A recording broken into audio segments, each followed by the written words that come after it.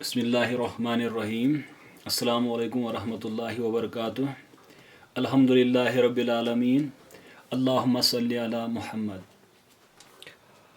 سیرت النبی صلی اللہ علیہ وسلم کے آج کے اس حصے میں ہم غزوہ حدیبیہ یا اس کو اور بھی مختلف ناموں سے جانا جاتا ہے، جو ہماری سیرت کی یا حدیث کی کتابیں ہیں ان میں اس کے لیے تو عمرہ کا بھی آیا ہے، صلح کا بھی آیا ہے، امر کا بھی آیا ہے، لیکن زیادہ تر اس میں غزوہ ہی اصطلاح اس کے لیے استعمال کی گئی ہے۔ تو یہ آپ سمجھے کہ یہ اسلام کا جو ایک بڑے پیمانے پہ ایک پہلا مظاہرہ تھا، ایک جو ایک پاور کی صورت میں آپ پورے عرب میں جب آپ پہلی بار حضور صلی اللہ علیہ وسلم اپنے اصحاب کے ساتھ آئے تو وہ اسی ٹائم حدیبیہ کے موقع پہ بالکل آپ ایک پاور بن کے اصل میں حضور صلی اللہ علیہ وسلم نے خواب دیکھا تھا کہ آپ صلی اللہ علیہ وسلم حرم میں داخل ہو رہے ہیں امن و سلامتی کے ساتھ۔ تو اس کے بعد حضور صلی اللہ علیہ وسلم نے یہ چھٹی ہجرت کے جو یہ چھٹا سال تھا، 6th ایئر، اس میں یہ کہا کہ اس مہینے میں حضور صلی اللہ علیہ وسلم اپنے اصحاب کو بلائے اور اب اس کے لیے نکلے۔ تو اس میں کیا ہوا کہ حضور صلی اللہ علیہ وسلم مختلف اقوال ہے، کسی میں 1300 1400 یا 800 کا بھی آیا ہے، اور پھر 1700 1800، لیکن زیادہ تر یہ کہ 1400 جب وہ اصحاب شجرہ یعنی جب بیعت رضوان ہوئی تو اس میں 1400 صحابہ تقریباً اس پہ اتفاق ہے، لیکن وہ اقوال بھی آئے ہیں کہ مختلف تعداد اصحاب کی۔ اب حضور صلی اللہ علیہ وسلم اس غزوہ کے لیے نکلے تو آپ نے جو اونٹ تھے قربانی کے قریب 70 وہ آپ کے ساتھ تھے، تو 70 اونٹ ان کو روانہ کیا حضور صلی اللہ علیہ وسلم نے۔ اور آپ نے اس ٹائم یہ بھی اعلان کیا تھا جو مدینہ کے صحراؤں میں وہ بدوی بیڈورز وہ رہ رہے تھے، ان میں بھی اس کے لیے اعلان کیا تھا، لیکن وہ آخری ٹائم پہ نہیں آئے، اور آپ اپنے اصحاب انصار و مہاجرین کے ساتھ نکلے، اور صرف 2 منافقین میں سے ایک تو جد ابن قیس اور عبداللہ ابن ابی وہ اس میں شامل ہوئے۔ اچھا ان بدویوں کو کیوں؟ کیونکہ اس میں ایک جو تحقیق کی گئی ہے کہ یہ شاید یہ اس وجہ سے کیونکہ یہ جب مسلمانوں کی اکثریت مدینہ سے باہر ہو تو شاید یہ مدینہ پہ یہ لوگ حملہ کر دیں، اس لیے ان میں بھی اعلان کیا گیا تھا۔ تو اب حدیبیہ اصل میں ایک کنویں کا نام ہے، اس کے ارد گرد ایک چھوٹا سا گاؤں تھا، تو اس کنواں سماد، تو اس میں قریباً یہ مکہ سے 22 کلومیٹر دور ہے شمال مغرب کی طرف۔ تو اب حضور صلی اللہ علیہ وسلم اس پہ ڈیبیٹ تھوڑا ہے کہ آپ ہتھیار لے کے گئے تھے کہ نہیں، تو زیادہ تر یہ کہ آپ ہتھیار لے کے نہیں نکلے تھے، لیکن جب آپ ذو حلیفہ پہ اس مقام پہ جب آپ پہنچے جہاں پہ اکثر نے احرام باندھا عمرہ کا، تو اس ٹائم میں حضرت فاروق اعظم رضی اللہ عنہ نے آپ سے یہ بات پیش کی کہ اس حالت میں ہمارا جانا ٹھیک نہیں ہے، کیونکہ شاید جنگ ہو سکے وہاں پہ، قریش ہم پہ حملہ وغیرہ اس طرح سے جو الفاظ آئے ہیں، تو پھر آپ نے ہتھیار وہاں سے وغیرہ جو جنگی سامان ہوتا ہے، لیکن اس پہ یہی ہے کہ شاید آپ مدینہ سے ہتھیار لے کے نہیں نکلے، لیکن پھر اس میں اقوال ہے کہ ہتھیار لے کے تو ہم سمجھتے ہیں اس کے بعد وہ آپ لے کے آئے اور اپنے ساتھ لے گئے۔ اچھا اب اس کے بعد کیا ہوا کہ حضور صلی اللہ علیہ وسلم نے بشر ابن سفیان خزاعی کو بھیجا کہ آپ جا کے دیکھیے کہ جو مختلف قبائل اس راستے پہ پڑتے ہیں وہ کیا کر رہے ہیں۔ تو اسی طرح سے آپ نے دستے بھیجے عبیدہ ابن بشر، ان کے ساتھ بھی بھیجے کہ آپ جو روڈ جاتا ہے مکہ کی طرف اس پہ آپ نظر رکھیں۔ تو جب آپ اسفان، یہ جو مکہ سے قریباً 80 کلومیٹر دور ہے، اس جگہ پہ بشر ابن سفیان واپس آئے، انہوں نے آپ کو کہا کہ قریشیوں کو پتہ چل گیا ہے، تو وہ بالکل اپنے اپنے بچوں کے ساتھ بلکہ اپنے جنگی سامان کے ساتھ تو ایک لیپورڈ سے سکن میں وہ لگا کے آئے، تو وہ جنگ کی حالت میں قریشی ہے۔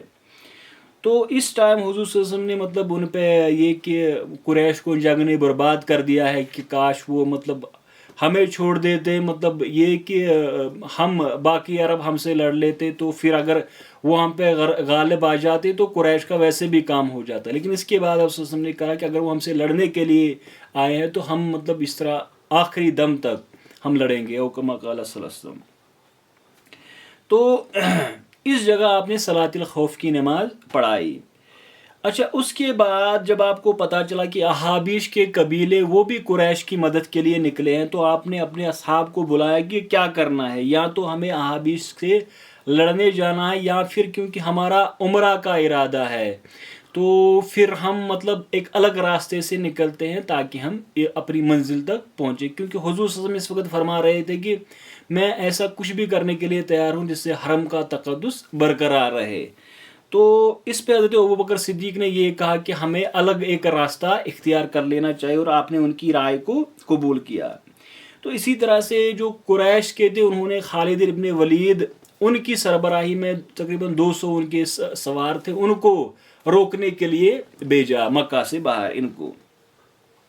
اب حضور صلی اللہ علیہ وسلم نے کیا کیا، جب اصفہان سے یہاں سے گزرتے ہوئے مرار اور یہاں سے گزرتے ہوئے آپ حدیبیہ پہنچے، اور اس جگہ آپ کی اونٹنی قصبہ اس نے یہاں پہ ٹھہراؤ کیا. تو عام طور تو وہ نہیں کرتی تھی، لیکن حضور صلی اللہ علیہ وسلم مطلب اس میں حکمت تھی کیونکہ وہ وہاں پہ کیوں رکی. پھر جب آپ نے اس کو اٹھایا تو وہ بالکل ایک ایکسٹریم، یعنی کہ ایک کنارے پہ حدیبیہ کے مقام پہ پہنچی جہاں ایک کنواں تھا. تو حدیبیہ مطلب یہ جیسا کہ میں نے پہلے ہی کہا کہ کوئی 22 کلومیٹر مکہ سے دور. تو یوں آپ ایک بڑا خطرناک ایک مطلب ڈیفیکلٹ روٹ تھا یہ بہت، اس میں مطلب وہ ریگستان پتھر وغیرہ. لیکن آپ نے اس مشکل راستے کو اس لیے اختیار کیا، یعنی کہ آپ ڈر رہے تھے قریش سے، بلکہ آپ کا عمرہ کا مطلب ایک ارادہ تھا، نیت کی تھی تاکہ اس کو آپ پورا کر سکے. اچھا، اس جگہ کیا ہوا کہ کچھ روایت میں ہے کہ بلدہ جس کو آج کل الظاہر، اس مقام پہ قریش آ کے اپنی فوج کے ساتھ ٹھہر گئے. تو اب اس میں ایک چیز قریشیوں کے لیے ایک بڑا خطرہ پیدا ہو گیا. جب ان کو پتہ چلا کہ بالکل حدیبیہ میں پہنچ گئے ہیں تو ان میں ایک ڈر پیدا ہوا، کیونکہ خالد بن ولید ان کی جو آرمی تھی وہ بھی مکہ سے باہر تھی. تو ان کو یہ لگ رہا تھا شاید کہ ہم پہ حملہ نہ کر دے یہ مسلمانوں کی فوج.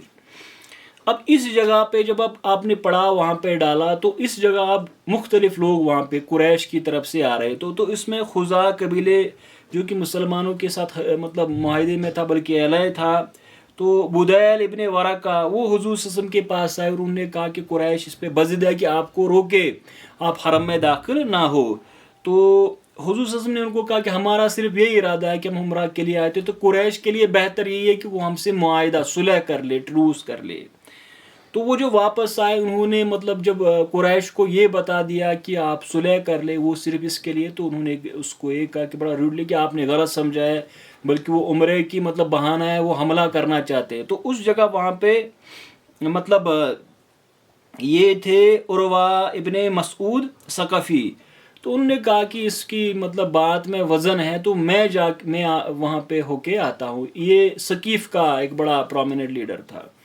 تو اب جب یہ بات کر رہا تھا وہاں پہ حضور صلی اللہ علیہ وسلم تھے، اس نے وہاں پہ ایک بات کی تھی کہ مطلب اگر آپ نے مکہ والوں کو ہرا دیا تو وہ بھی آپ کے اپنے ہیں، لیکن اگر الٹا ہوا تو یہ لوگ آپ کے چھوڑ کے جائیں گے. جس پہ حضرت ابوبکر صدیق کو بڑا غصہ آیا. اسی طرح سے وہ آپ کے ریشے مبارک پہ ہاتھ ڈال رہا تھا بات کرتے کرتے. تو پھر وہ جو وہاں پہ تھے مغیرہ ابن شعبہ، تو انہوں نے تلوار سے مطلب اس کے ہاتھ کو روکا.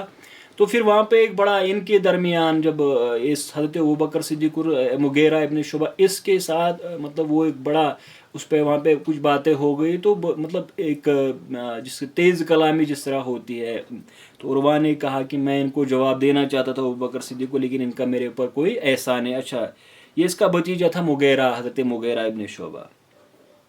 اب جب وہ واپس آ رہا تو وہ بالکل جب اس نے قریش کے سامنے یہ منظر بیان کیا کہ میں نے بڑے بڑے دربار دیکھے ہیں، لیکن جس طرح سے وہ حضور صلی اللہ علیہ وسلم کی تعظیم کر رہے ہیں، ان سے محبت کرتے ہیں، ایسا میں نے کسی جگہ نہیں دیکھا. تو اس کا ایک سائیکالوجیکل اثر اس پہ پڑا، اور اس نے قریش کو یہ جب بات بتا دی تو بالکل مطلب قریش پہ اس کا ایک نفسیاتی ذہنی دباؤ اس پہ پڑا جب انہوں نے باتیں سنی کہ وہاں پہ کیا کیا ہو رہا تھا. اچھا، اس کے بعد جو حلیس ابن علقمہ یا حلس ابن علقمہ وہ آئے، یہ بھی کنانہ کے تھے اور احابیش کے سردار تھے.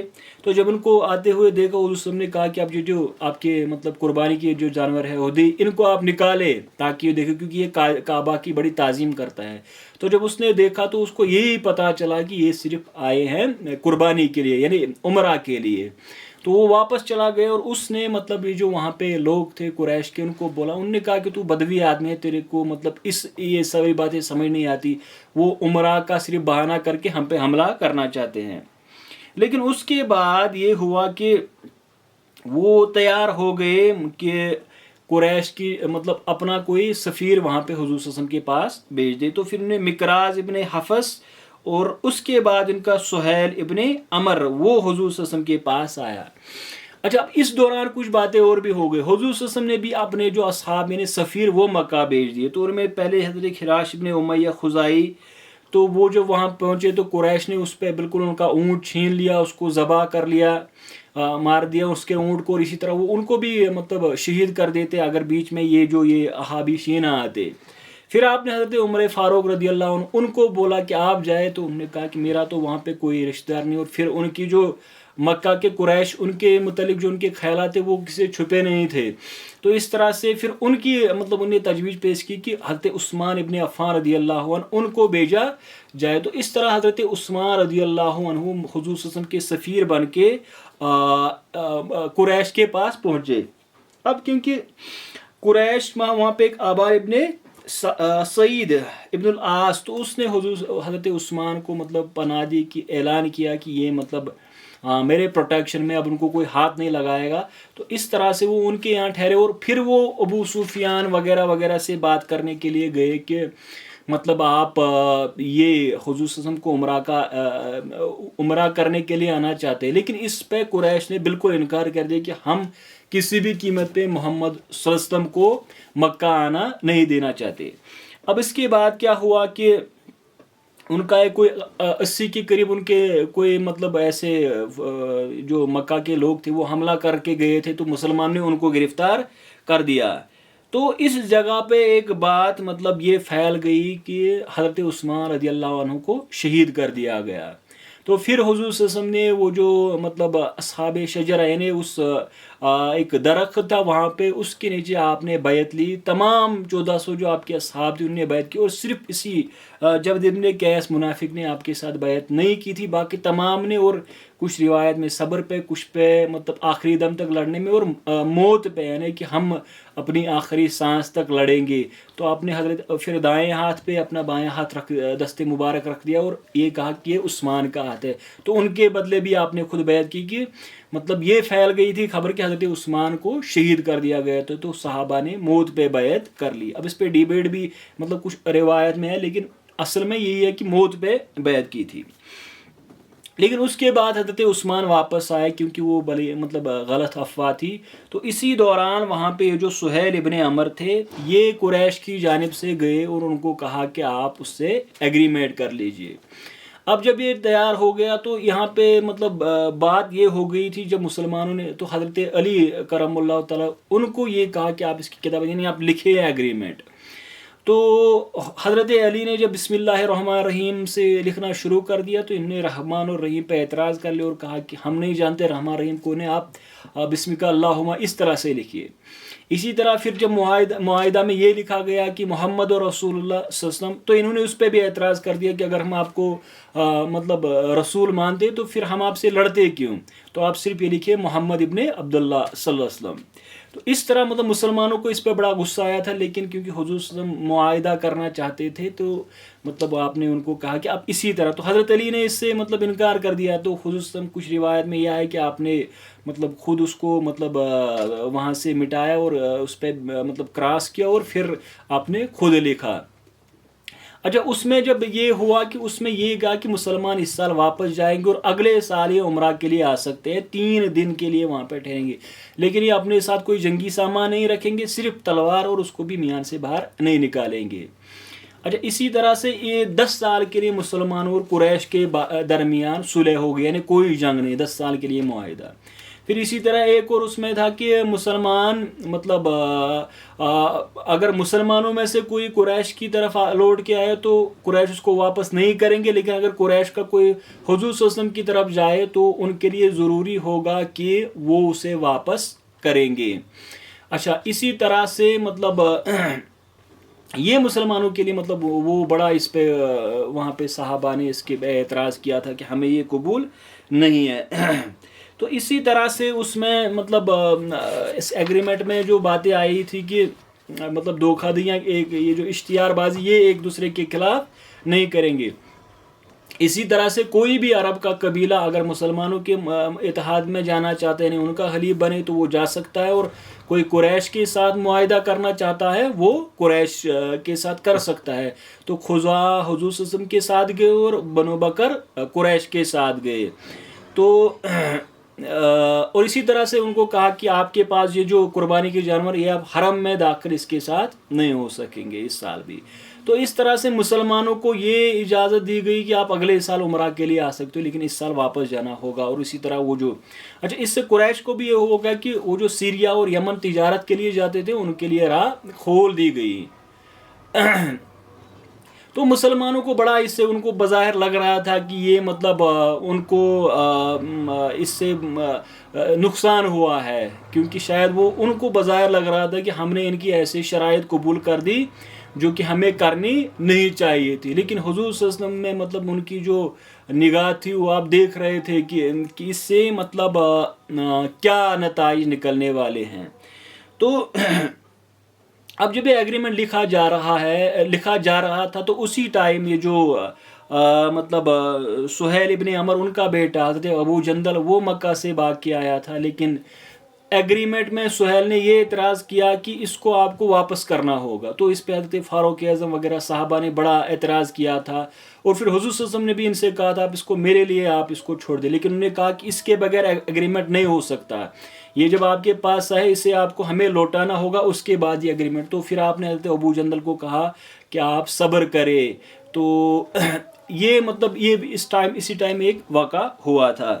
اچھا، اس کے بعد مطلب حضور صلی اللہ علیہ وسلم نے مسلمانوں کو کہا کہ آپ قربانی کرے، ایگریمنٹ ہو گیا ہے۔ تو اس میں مسلمان پہلے نہیں اٹھے تھے، پھر حضرت ام سلمہ آپ کے ساتھ تھی رضی اللہ عنہ، تو انہوں نے کہا حضور صلی اللہ علیہ وسلم کو آپ پہلے آپ خود کیجئے، حلق کیجئے اور قربانی کیجئے، حلق کیجئے۔ تو پھر جب صحابہ نے دیکھ لیا تو وہ سارے مطلب اس میں انہوں نے قربانی بھی کی اور اپنے بال بھی منڈوائے، یعنی بال کاٹے۔ اور اس کے ٹائم ایک ہوا تھا کہ حضور صلی اللہ علیہ وسلم نے اس ٹائم جو جانور ذبح کیا تھا وہ بدر میں ابو جہل کا اونٹ جو مال غنیمت میں ملا تھا۔ اچھا، مسلمانوں کو بہت اس سے تکلیف ہو رہی تھی۔ حضرت فاروق اعظم کی باتیں وہ حدیث کی کتابوں میں آئی ہے، سیرت کی کتابوں میں، کہ ان کو بہت زیادہ اس سے دکھ ہو رہا تھا کہ شاید ہم نے مطلب کوئی ایسے ان کی یہ جو مطلب قبول کی ہیں ان کی ٹرمز جو ہمیں نہیں کرنی چاہیے تھی، اس سے ہمیں مطلب نقصان ہوگا یا ہماری شکست معاذ اللہ ہوئی۔ لیکن حضور صلی اللہ علیہ وسلم نے مطلب ان کو تسلی دی اور پھر فرمایا کہ اللہ مجھے ضائع نہیں کرے گا۔ تو جب آپ واپس آ رہے تھے قریباً آپ 20 دن، کچھ میں 19 دن اور کچھ میں 45 دن آپ حدیبیہ میں رہے۔ تو جب آپ واپس آ رہے تھے تو قرائل غمیم یا ادجنان اس جگہ، یعنی قرائل غمیم اس جگہ پہ سورہ فتح کی آئے مبارکہ انا فتحنا لک فتح مبینہ یہ نازل ہو گئی تھی۔ تو حضور صلی اللہ علیہ وسلم کو اصحاب کو فرمایا کہ مجھ پہ ایسی آیت نازل ہوئی کہ جو دنیا میں سب سے زیادہ مجھے عزیز ہے، یعنی تو پھر اس کے بعد صحابہ نے حنیم مریہ لکا حضور صلی اللہ علیہ وسلم کو مبارکباد دی تھی۔ اور اس کے بعد جب اس کے نتائج نکلنے شروع ہو گئے پھر یہ پتہ چلا کہ ایک فتح مبین تھی۔ اس کے اگلے ہی سال خیبر فتح ہو گیا، اور اس ٹائم تو 1400 صحابی آپ کے ساتھ لے کے آئے تھے، لیکن جب 2 سال بعد آپ فتح مکہ کے لیے آئے تو اس میں 10,000 اصحاب آپ کے ساتھ تھے۔ تو اس کے بڑے نتائج جو آگے چل کے ہم جس پہ بات کریں گے کہ وہ اس کے نکلے، اور یہ یقیناً ایک فتح مبین تھی، اور حضور صلی اللہ علیہ وسلم نے مطلب صحابہ سے اس کے بارے میں فرمایا، اور اسی طرح سے صحابہ نے آپ کو مبارکباد دی۔ تو یہ فتح یہ مطلب حدیبیہ کا ایک عظیم غزوہ ہوا جس میں قریش کے ساتھ صلح ہوئی، معاہدہ ہوا، اور اسی طرح سے مسلمانوں کی اس میں کامیابی ہوگی. تو اس میں بڑی ڈیٹیلز ہے، لیکن ہمارا یہاں پہ ایک مطلب ایک انٹروڈکشن اس کے لیے. تو اس کے بعد ہم اگلے پارٹ میں ہم اس سے آگے بات کریں گے. تو اسی پہ آج اس کو اختتام کرتے ہیں. وآخر دعوانا الحمد للہ رب العالمین. والسلام علیکم ورحمۃ اللہ.